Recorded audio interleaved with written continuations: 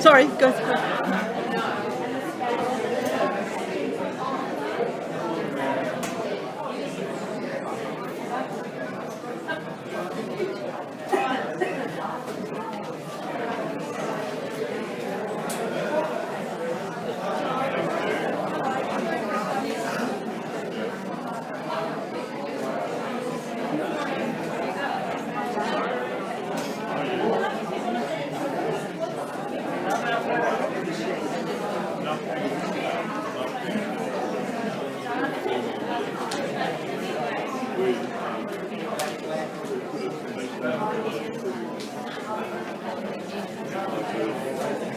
More.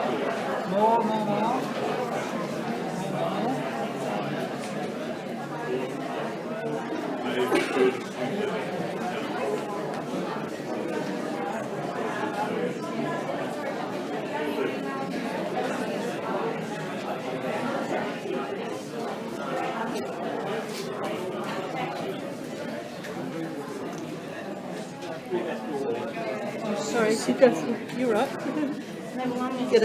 Get a comfy chair. Sorry.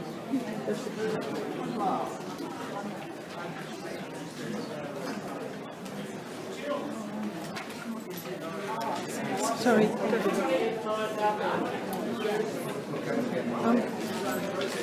I think we need more chairs. I think we need more chairs. No, people have to stand up. I don't think there's more chairs, are there? There's probably about 8, 10 chairs. Oh no, sorry, probably about a dozen chairs left. Yeah.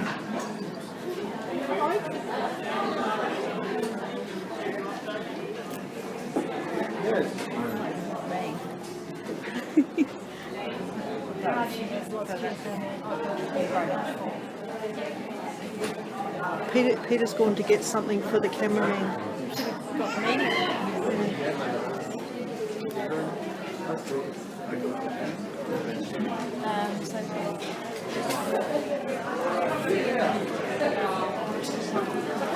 Helen? Yeah. Could you go to the front on the side? Because there's seats. You go toward the front and the side.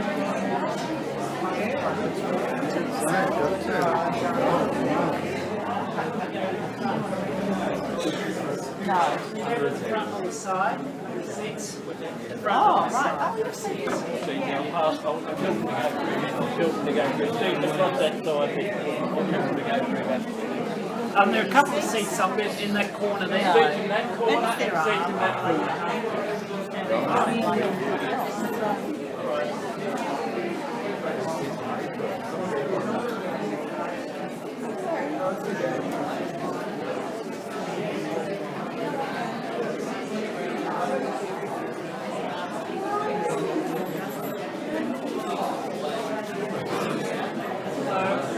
Seats up there in that corner and seats in that corner and up there.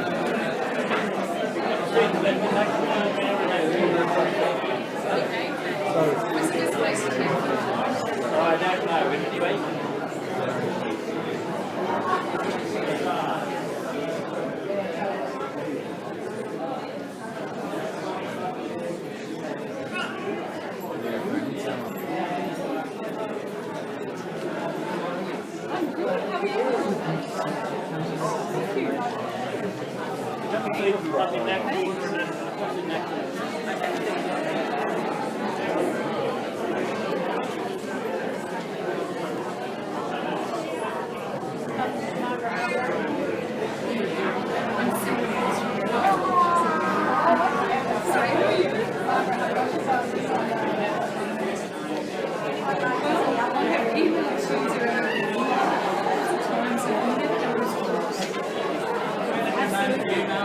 No, I've listened to you, so I never heard it.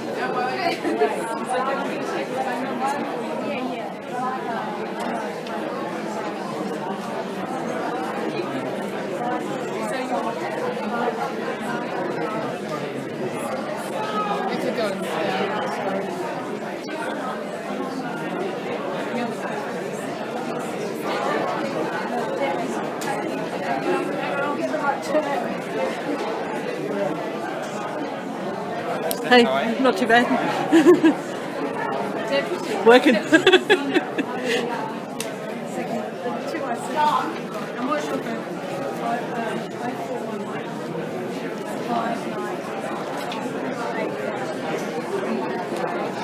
And who's somebody else from China? That would be oh yeah. Nobody knows her. That's a very tight secret. No, give it to me. I don't know.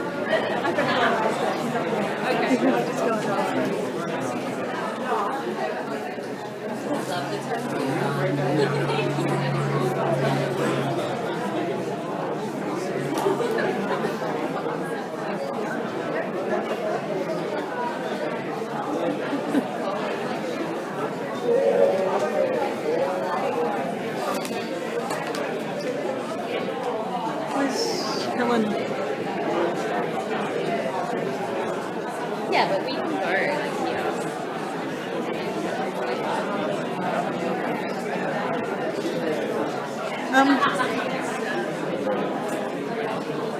Margie, Peter Gregory's over there from.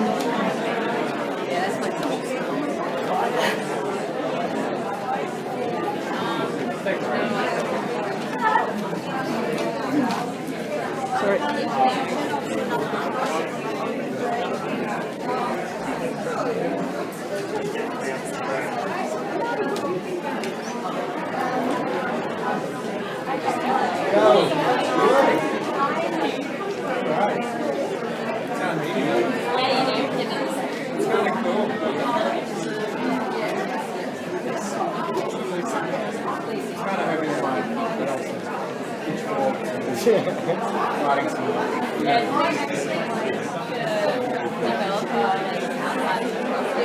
Alright, can I get you guys to the front? There's plenty of seats.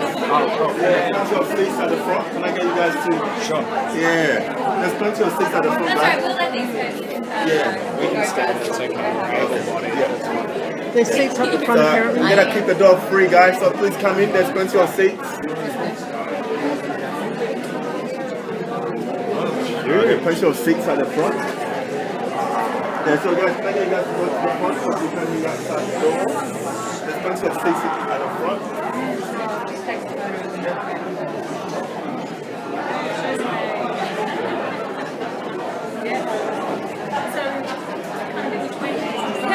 Increase the tunnels and this is the winter.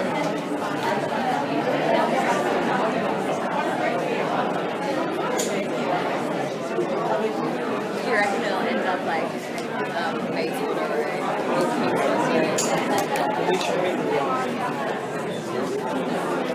They reckon there's seats up the front, so.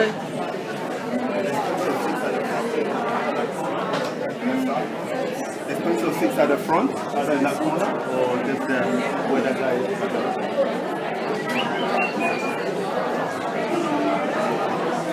Plenty of seats in that corner or just up there. Okay, thank you. Just keen to meet some people.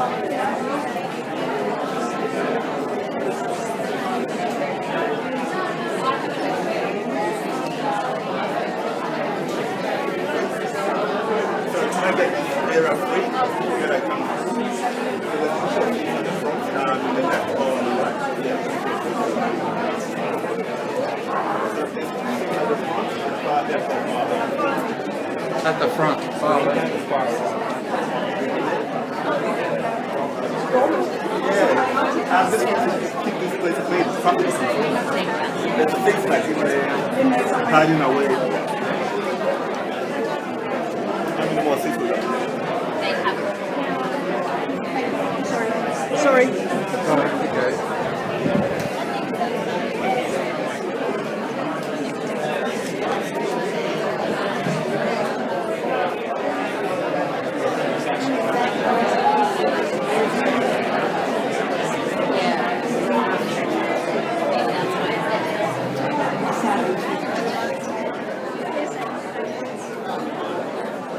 there's more of the flyers if you want.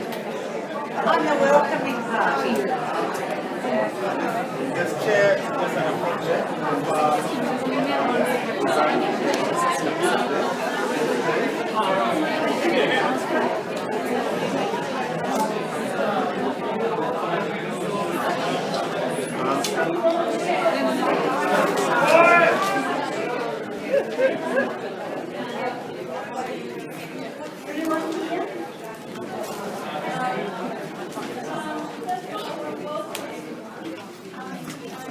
Yeah, we're gonna keep this area free. Just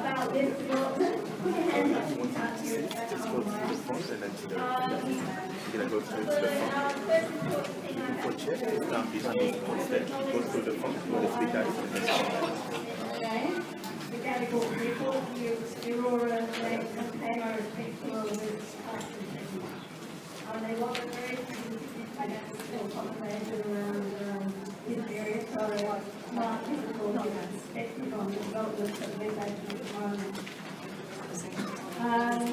My name is Sue Friendly, and Can't hear you. put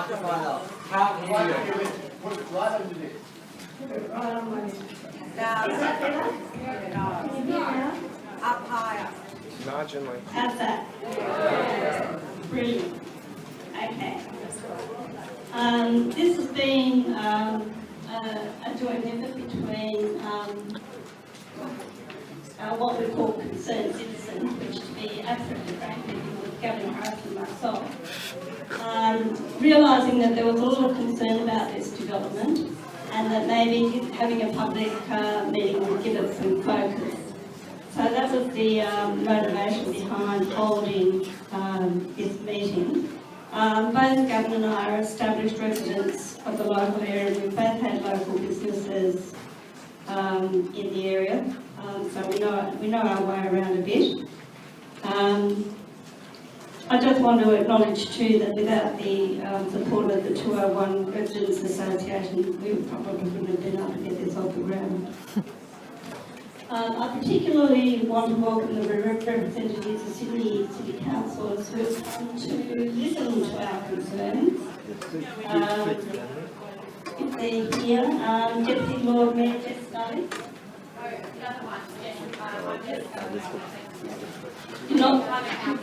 You're the councillor. We promoted you. Thanks, Jess. There's room for you just down here at the front. Karen Phelps, the Centre Representative, Jackie. Hi, Jackie. Thank you for coming. No? Oh, so we're all delighted. Linda Scott was sending Shannon Potter. Okay. And Catherine Forster said she might be sending that. So what's her name, sweet? I sent her very involved. It's great that there's enough concern on council to actually be sending these people around. Now, apologies. We have apologies from Luminara and from Iris Capital. Iris Capital is, of course, the developer, and we did invite the developer to come. The Iris representatives that we spoke to were charming and are willing to engage with the community.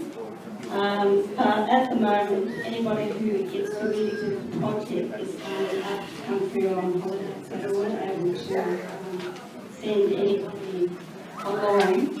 So I did commit to giving an apology for their non-attendance tonight.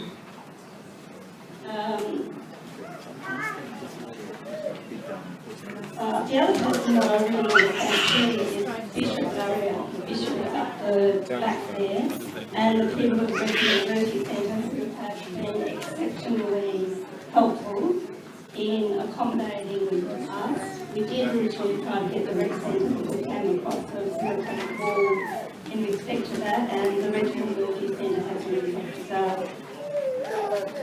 Now we're trying to ensure that the meeting runs smoothly, and we request that speakers from the floor restrict themselves to a couple of minutes or so, so that everybody who wants to have express a view can do so.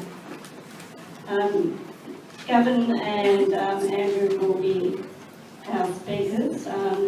Gavin agreed to do this when Iris Capital said that they weren't able to send somebody along. And Andrew, of course, has a deep interest in any of the issues that affect the heritage and environment of the local area. So anyway, you have an agenda. The time frames are aspirational, but we really do hope that we'll be able to keep to them. You have a set of draft motions. Those motions are drafts. They reflect what we have heard around the traps, but they're in the hands of the meeting for any modification, rejection or replacement, and they'll have the opportunity to reshape them in commission.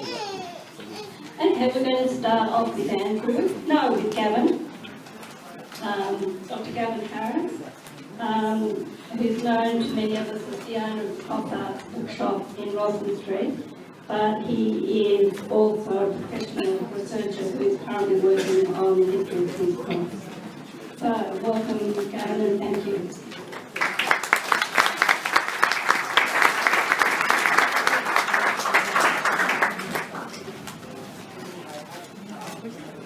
Thank you. Okay, you can hear me at the back? No. You can hear me at the back? Yes. All right. I see my job is to describe the building site, what they intend to do, and then I will offer something what I'll call a critique of what they're planning to do. I've handed out some copies, but there's some more here, of 10 points that I establish as worthy to think about from my reading of the documents. I spent a few hours going through the documents. If you go onto the DA website, you'll see that the application has possibly 40 different appendices, attachments or whatever. They contradict each other a bit. All of them are incomplete, and I will try and draw some of those inconsistencies out. Okay, first thing you'll probably notice that Piccadilly Holding Company is also Iris. Some of the documents talk about Piccadilly, others talk about Iris. It's the same thing. Now, at present, they own all the business premises from Fitzroy Gardens through to Rosman Street. That's the Fountain Cafe at the bottom of Kingsley Hall, Blake's Pharmacy, I'm talking about the street level of course, the Bourbon Cellars, which was once upon a time Club Swans, the Potts Point Chemist space, which is now closed, the Tobacconist and the Empire Hotel, or pub, whatever it is. Kingsley Hall, as you know, is the building next to the fountain. It has it's 10 stories high. All the rest of the buildings are presently 3 stories high. However, number 30A is 7 stories high. And that's been the Backpackers. It was built in 1926. It had, as an Art Deco work, it has now closed-in balconies, aluminium framed windows and painted brick. The DA is slippery and inconsistent, as I've said. Some important details are in the ancillary report. Now, I'm quoting quite a bit from their statements. The developer claims that King's Cross is Potts Point's entertainment, retail and commercial precinct. So part of Potts Point, King's Cross, is about entertainment. At the same time, and this is part of the inconsistency, it claims Potts Point is Sydney's entertainment precinct. The whole space is an entertainment space. The DA states, almost the entire street frontage on the ground level would be occupied by bar spaces, which is in keeping with the desired character of Potts Point. It also wants, quote, to retain Darlinghurst Road and Bayswater Road as a precinct which supports a mix of daytime commercial and retail uses. So there's incongruity there. The developer asserts that it is providing, quote, additional retail premises to service needs. He claims, quote, the bulk and scale of the proposal is appropriate for the site's context and will not have adverse visual impacts on the streetscape or surrounding properties. The proposal will generate positive social impacts by increasing the supply of quality housing within the local government area. The proposal will generate positive economic impacts by fostering employment opportunities and potential increased trade for local businesses. The point is, one often talks about retail, and when you come down to it, retail equals bars. But in fact, it's one bar posing as two bars. Okay, the building scale. There are 3 levels, there will be 3 levels of basement for 101 cars, as well as motorbikes and push bikes. If you look at the green, if you look at, the pink page, you'll see the ground level floor plan at the back, second page.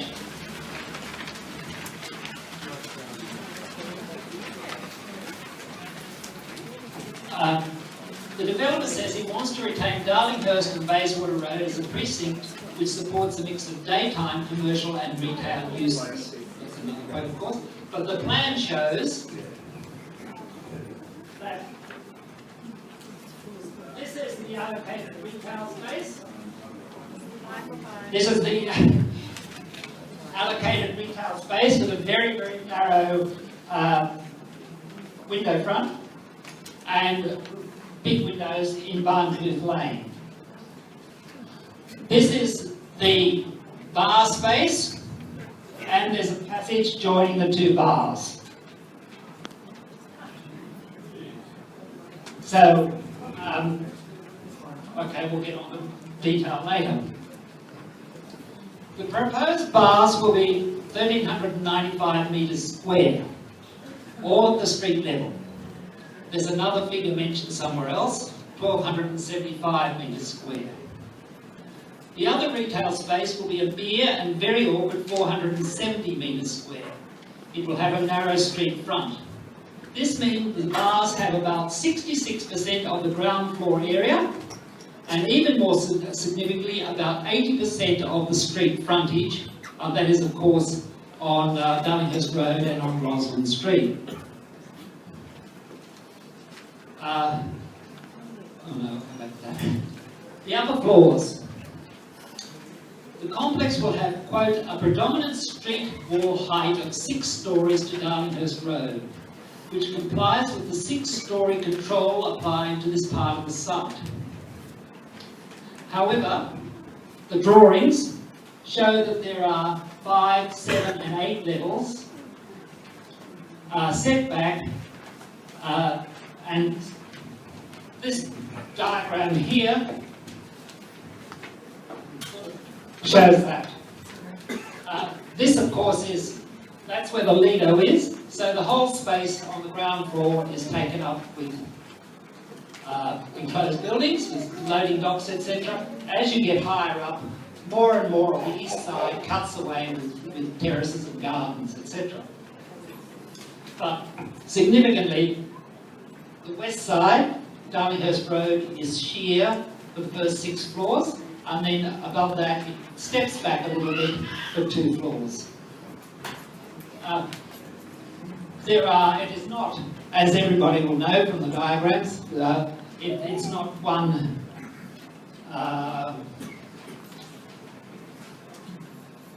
space. It's carved up, simulating the fact that it's a series of buildings.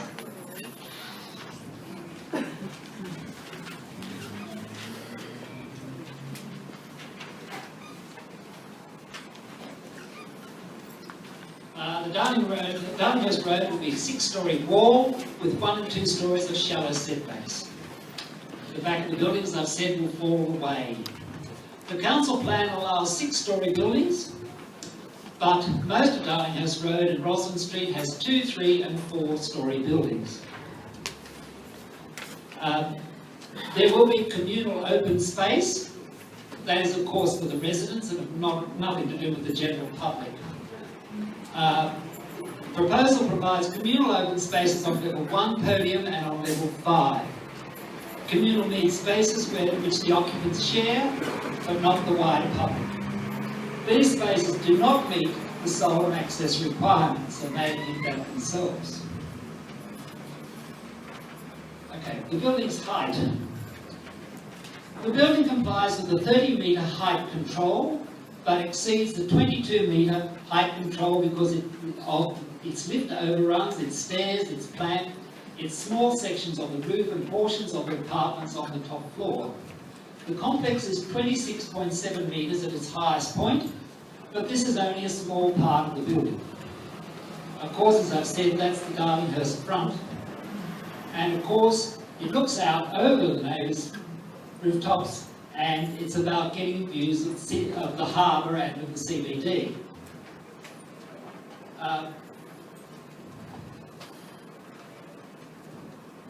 There seems to be no respect for the neighbours. The height, the building materials, the bar's tacky old-style Vegas aesthetic glare against our heritage. The Council's DA form says the existing buildings that exceed the height context do not set the precedent for future building height. Because Kingsley Hall is 10 stories high, and because the old Backpackers was 7 stories high, there's no reason why the new complex should be as high as 7 or 8 or 9 stories. Okay, the bars. I'm not sure if I need to say much more. As you'll see, that it takes most of the ground floor. It's open to the street, and there'll be gaming rooms. There will be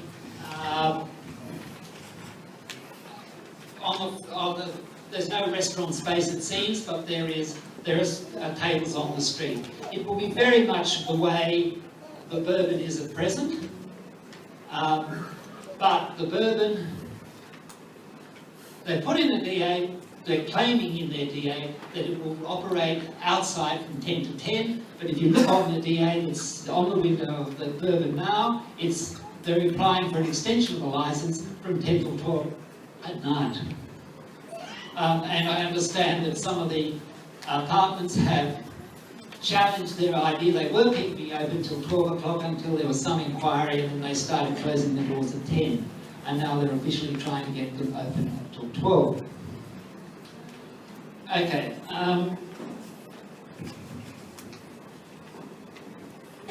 Traffic. I'll come back to all of these points. Here is Barncliffe Road, Lane, and here is Roslyn Street. Barncliffe Lane, as you probably know, is barely wide enough for 2 cars, and they're talking about being a 2-way street. Roslyn Street presently goes from west to east into Ward Avenue. The traffic appendix claims that the traffic will go from east to west into Darlinghurst Road. They obviously have never been on the site to look at it.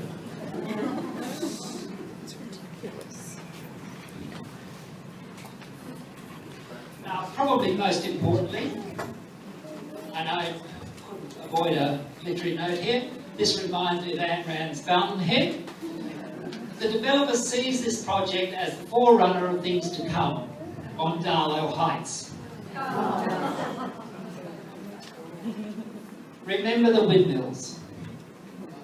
The windmills were here from 1820 on, 1825, the highest point between the Heads and the Blue Mountains.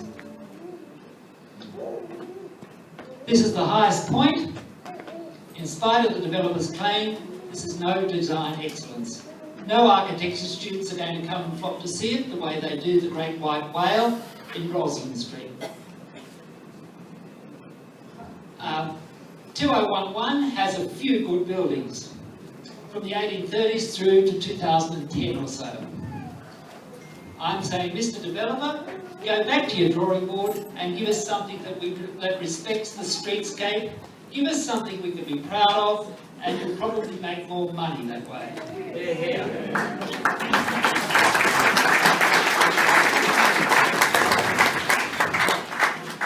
Okay, now those who have got the 10 points that I'll just run through them for everybody.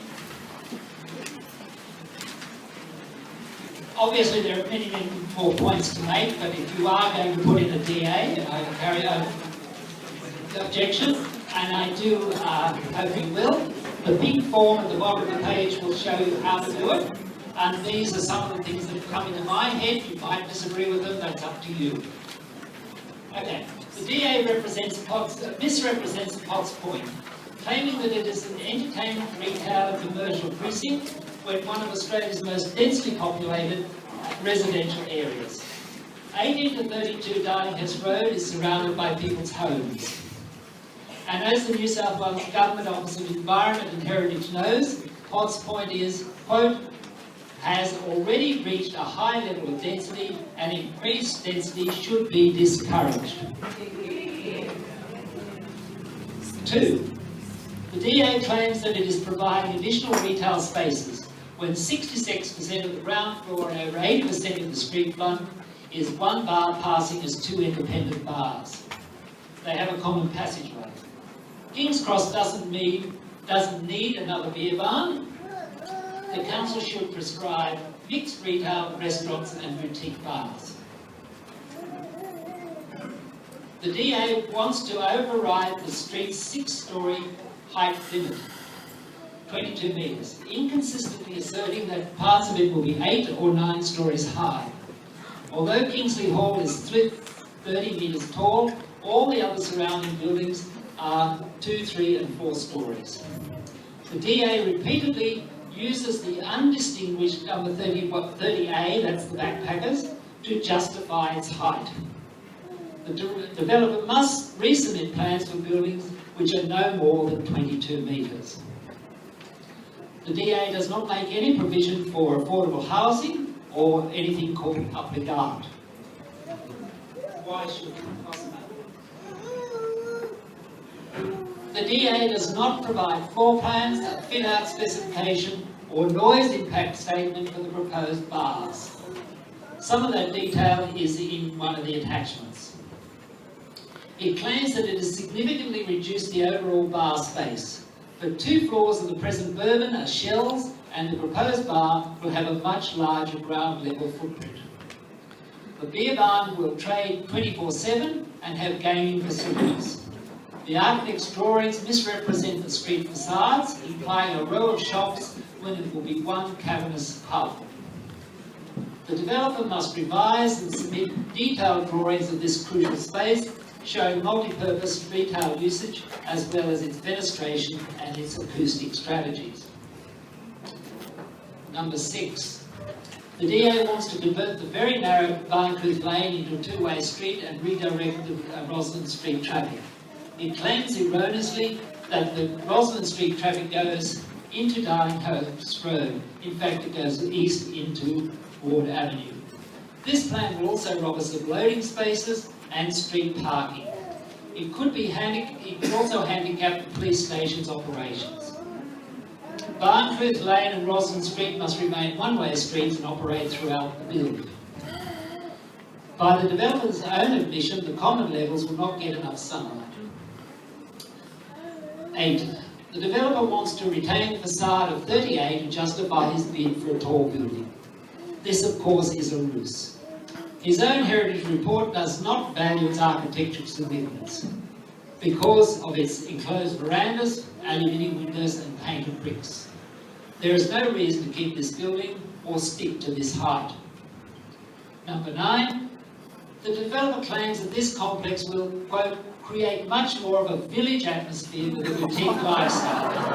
Where the transition is happening in parts of the area, there's a huge vacuum left in others. It's now time to fill that vacuum to contribute to its rejuvenation and make that commercially make that commercially viable.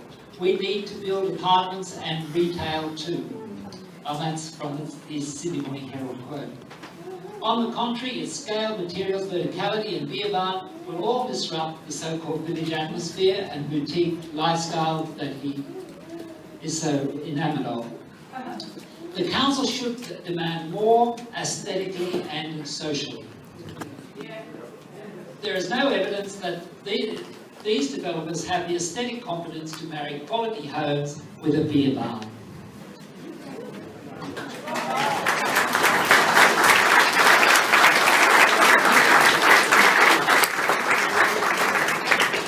Thank you, Kevin. Sorry, just a couple of other housekeeping issues. Emergency exits at the back and in the kitchen. And just to let you know, there is someone filming this event, so if you have an objection to that, have to go to duck.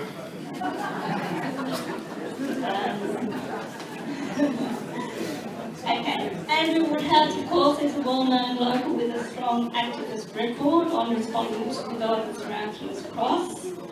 I worked with Andrew on the preservation of Juanita Nielsen's terrace home in Victoria Street, and Andrew was successful in having that terrace house listed on at the Heritage Item. Andrew, of course, is well known for much more than this. So, Andrew, I welcome you. Thank you, everybody.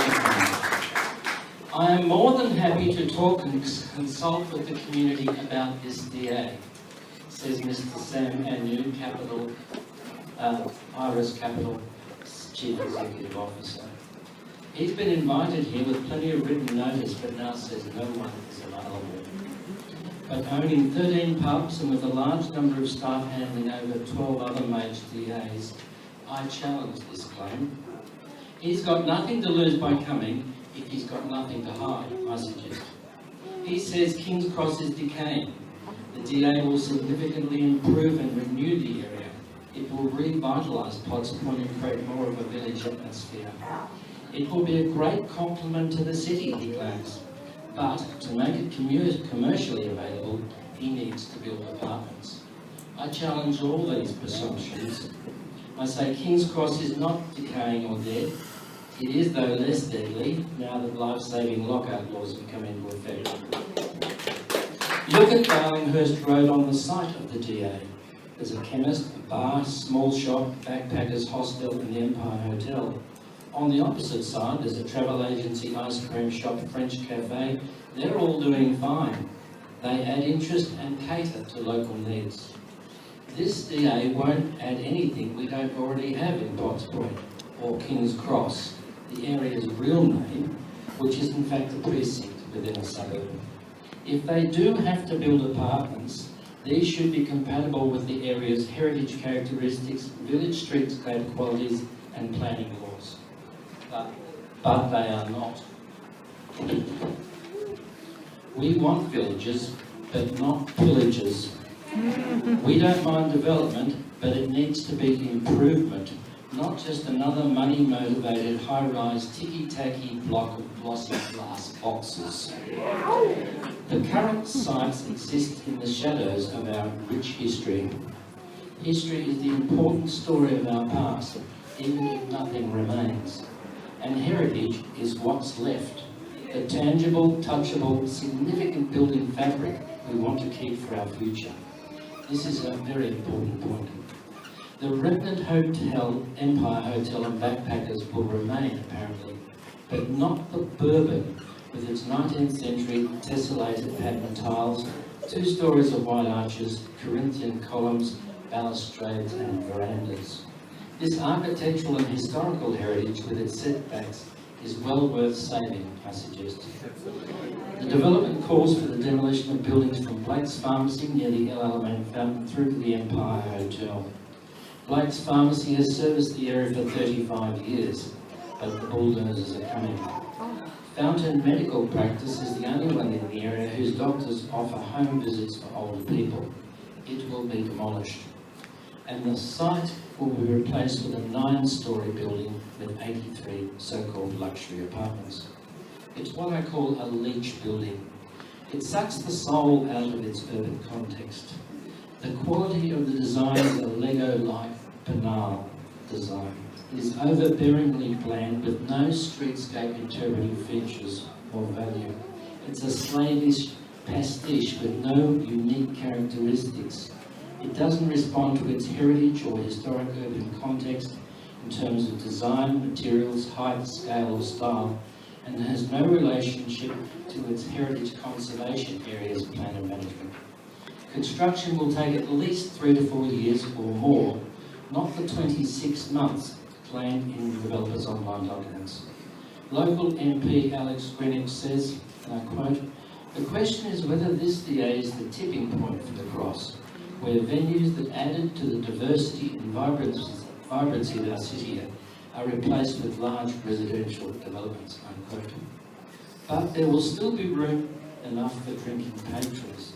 The plans propose 1,395 square metres of bars and clubs, enough for over 1,000 people at once.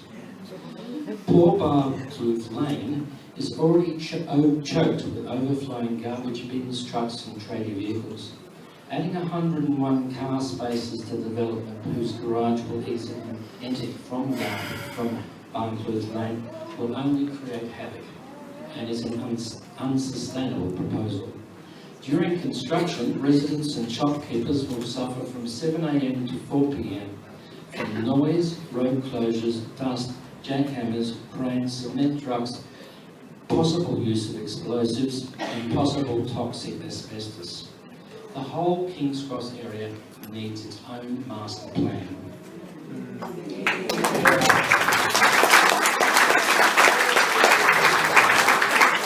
Council's obvious lack of planning for King's Cross is a two-fingered salute to the community.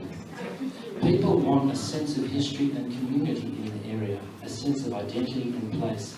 If you take away the fabric and the sense of place, then part of their sense of belonging and community ID is stolen from them. This DA is theft.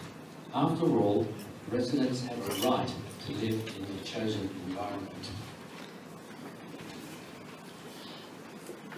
There are many breaches of the planning rules relating to this DA.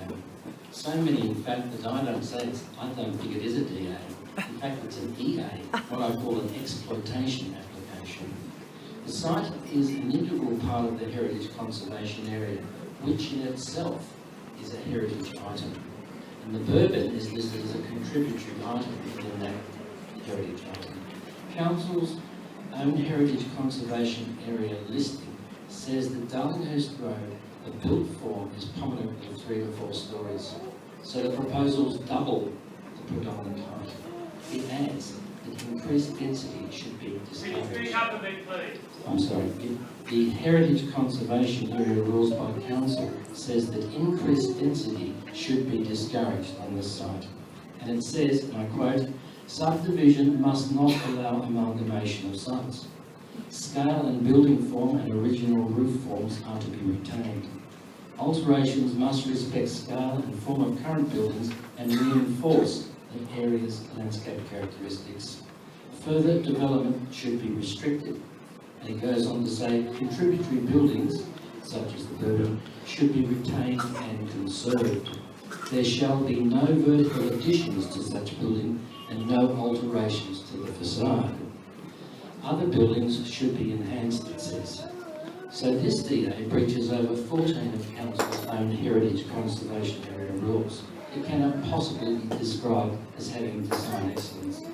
It also breaches Sydney's LEP clause 5.10, which is designed to conserve the heritage and says that plans must conserve heritage conservation areas, including associated buildings.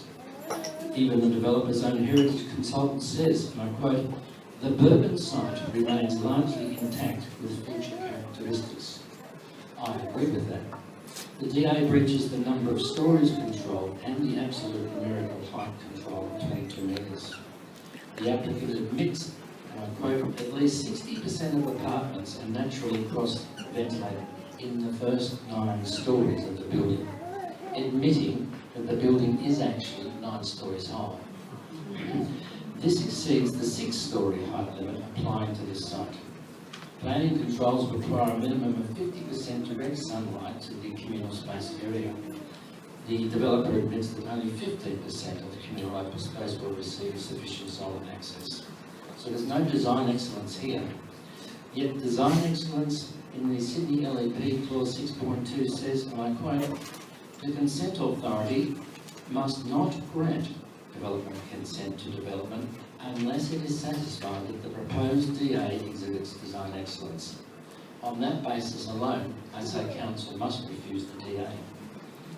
So in summary, the DA breaches about 7 clauses in the LEP, 8 or 9 in heritage controls, 14 conservation area controls, height controls, number of storey controls, 8 design excellence provisions, 2 of its own locality statement requirements, and 3 DCP controls. It all adds up to about 40 breaches of council's own planning controls.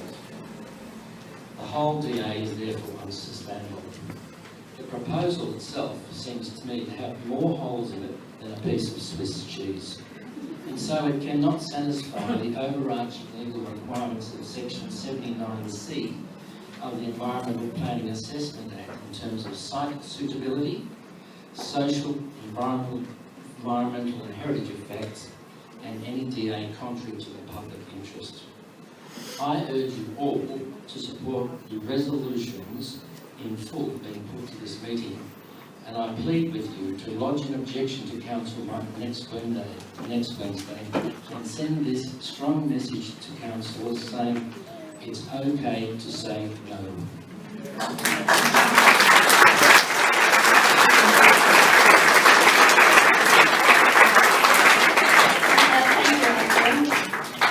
Now we're throwing the meeting over to you.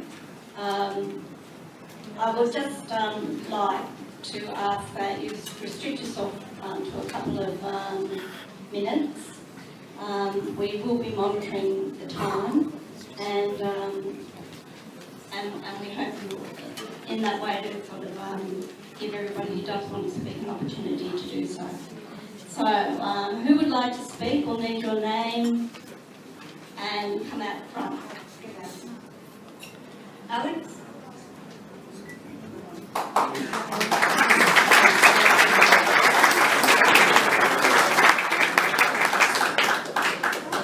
Good evening, everyone. I'm Alex Greenwich, the local member for Sydney. Can I start by acknowledging the traditional owners of our land, the Gadigal people of the Eora Nation, and can I thank very much the organisers for tonight, and thank both Andrew and Gavin for your very informative presentations. Also acknowledge Councillor Jess Scully and representatives from Councillor Phelps and Councillor Foster's officers here today.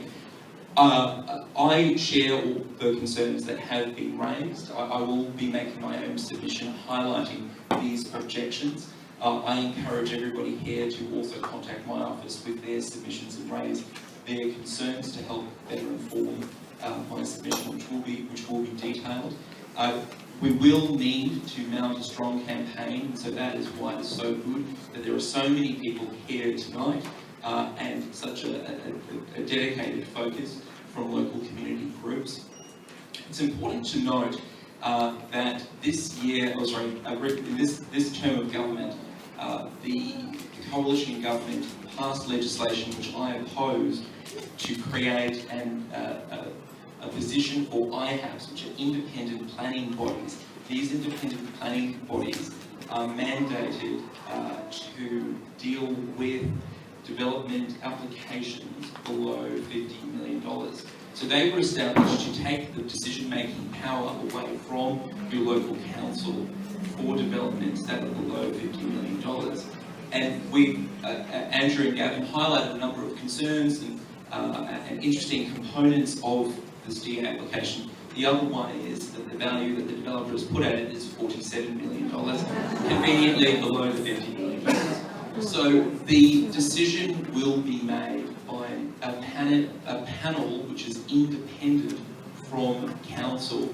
Obviously, City of Sydney Council has an important role to play in informing and working with the developers. I think some of the resolutions say. So it's going to be important for you to make sure you do lodge the DAs, to make sure that you do highlight them with the city and with individual councillors as well, and to make sure that the concerns and objections are certainly felt. And I think the approach that Gavin outlined along, we want design excellence. We want buildings and developments that add to the character, diversity and heritage of the Cross.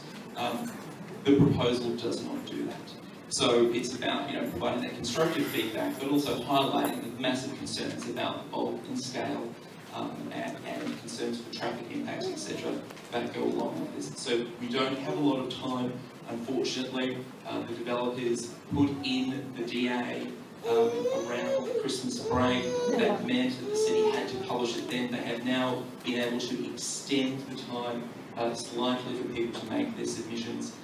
So I encourage you to make sure you do that. I'll be putting my submission in. I need to make sure it's as detailed as possible, but as soon as it is available and make sure it is publicly available to everybody. I would encourage you all to make submissions, make sure as many people as you do follow that same practice. Because as I said, unfortunately, this is something that is going to be approved independent from council, but council and the community have a critical role in informing the outcome. So I look forward to working with all of you on this. This is an important thing for the Cross. I'll be very short. The comment of, we are now talking about the future of the Cross and what that looks like. And developments like this, we need to make sure we get right. So thank you to everyone. You asked me to be short, so I'll be back now. Thank you.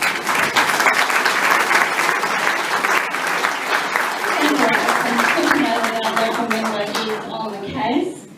On the agenda, by the way, Alex was very emphatic about making those submissions, and on the bottom of your pink page are the links that you've got to make, to enable you to make those submissions.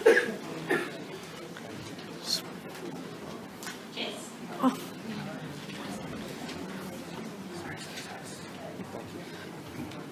Thank you. Hi everyone, my name is Jess Scully. I'm a councillor of the City of Sydney. I'm part of the Clovermore Independent team. I also want to acknowledge the original owners and custodians of this land, the Gadigal people of the Eora Nation, and also the organisers here today. It is fantastic that there is so much community passion and community interest in King's Cross and in this development. I can't be quite as clear on my position, because even though this will be determined by an IHAP, it's very important that there is not seen to be any opinion either way for a DA that's under development, under consideration. But it is very, very important that we do receive submissions from the community. Now, I wanted to raise a couple of points, because there have been some allegations that the City of Sydney is devastated with this proposal. That is absolutely not the case. The City of Sydney staff will consider this. They have worked with the developer in pre-DA process, which is open and available to any developer. But we are committed to this project going to in front of our design advisory panel. That is a panel of very eminent designers and architects who review major and significant projects, and they have a great deal of input into the design quality and the design outcomes. So your comments here tonight, I will convey personally to the Director of Planning at the City, but your comments in your DA submissions will also go to the planning staff and will also go to the design advisory panel. So the design advisory panel are there to make sure we do get design excellence out of big projects. It is true that this will be determined by an IHAP. They're also known as local planning panels. Now, this whole thing really is anyone's guess how IHAPs will go. They actually start officially on the 1st of March, and we still do not have guidelines from the state government as to the criteria that the IHAPs will be judging policies, judging projects under. So this is very much policy on the run, sadly, from the state government. It's just not good enough. We have no notification of how the chairing process will work for IHAPs. whether co-chairs will be appointed. We have very little clarity and insight. So if you want to have some input into that process, do write to your local member, do speak to other members of perhaps the planning minister, and seek out more clarity, not just for King's Cross, but for all communities in New South Wales about what these local planning panels will do, because we just don't know. But one piece of news is that any DA that receives more than 25 submissions will also go to these planning panels. So it's not just the size of the project, but it's also the number of submissions that are received. So the best thing that we can ask you to do is really make a submission and to also speak to the planning minister and write to the planning minister to ask for more clarity on local planning panels. Please do know that the city has not rubber stamped this. The city will take this to a design advisory panel, and the city will require design excellence, and it will require a plan of management for this project. So I think there are a great deal of very valid concerns that have been raised here. I remain available to continue to take your thoughts to our Director of Planning, and we're very committed to making sure that we can get a really good outcome for King's Cross.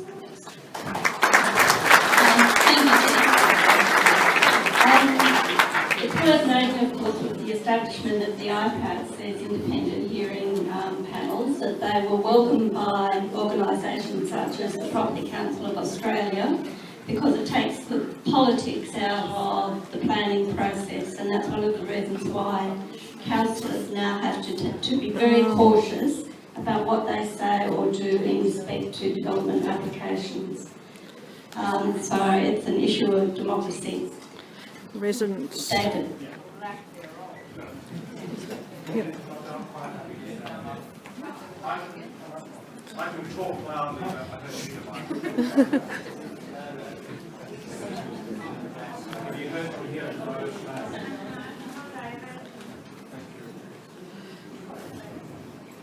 Hello, my name is David Paulson. I've been a resident of this area for over 40 years. Now, I'd like to just read out to you my letter that I've sent to the council about this development.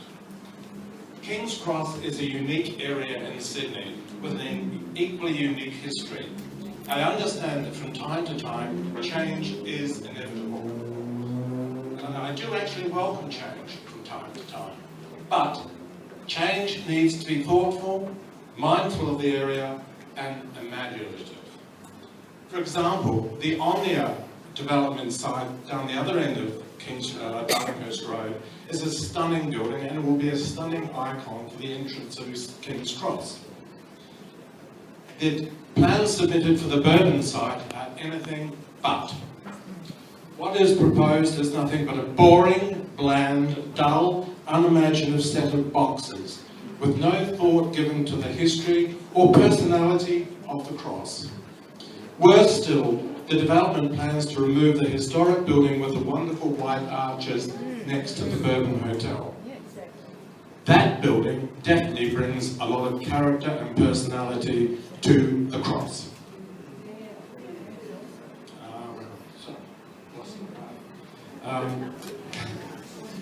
The proposed development will turn that part of Potts Point, King's Cross, into yet another version of the hundreds of similar drab apartment sites springing up everywhere, turning an iconic area into yet another dreary suburban area. Worse still, Zetland. The proposal doesn't improve the area one little bit. In fact, it totally destroys every aspect of the area. Sydney has seen many great buildings and areas destroyed by thoughtless developments. Please don't allow this to become another one. Thank you.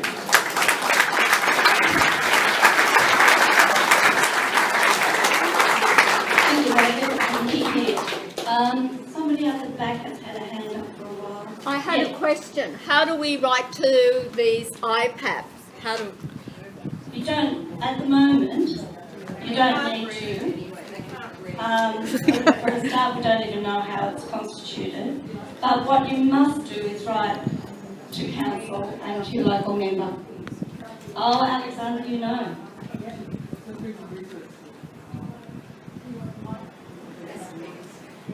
Come on, you can do it, Alexander.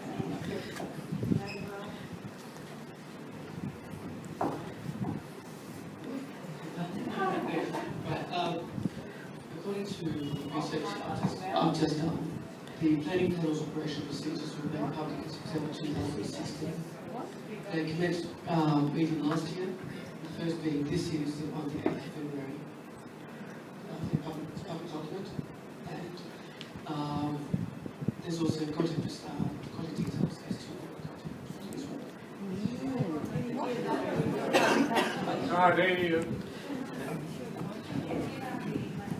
Actually, some councils have had ICAPs for a longer time, so some councils may have had guidelines up, and some councils have had them for a while, but the City of Sydney hasn't had one until it was required by the state government.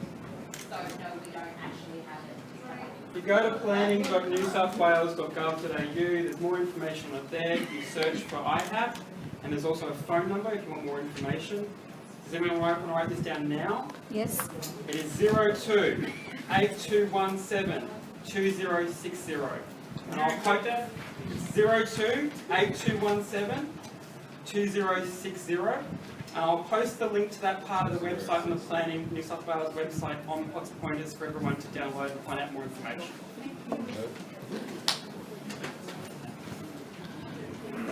Will there be any more poker machines? There won't be any fewer, that's for sure.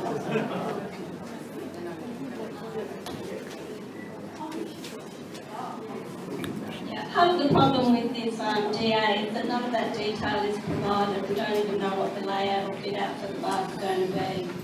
So it's leaving the door wide open for whatever the developers might want to do along the way.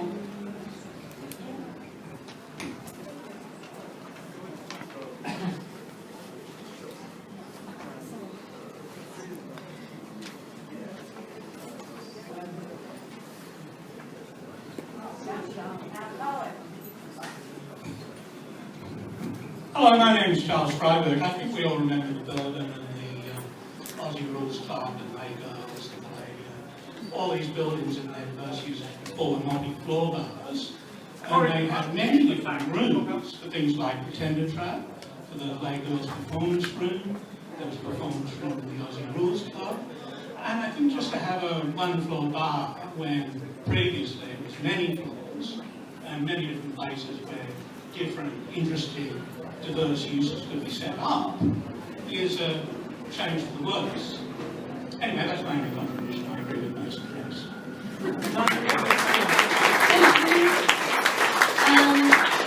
Okay, if you want to find out about the independent hearing and assessment panels, it's independent hearing and assessment panels, just Google it. 1, 2.